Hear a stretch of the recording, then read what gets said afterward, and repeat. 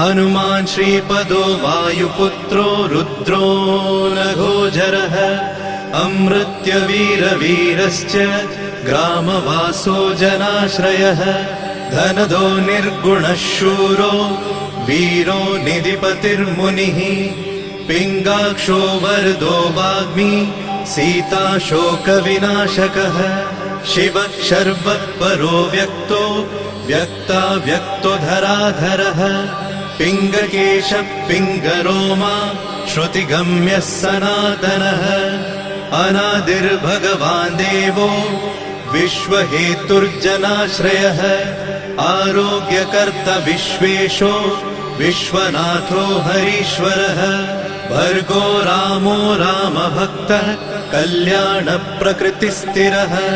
विश्वम्भरो विश्वमूर्तिर्विश्वाकारश्च विश्वपः।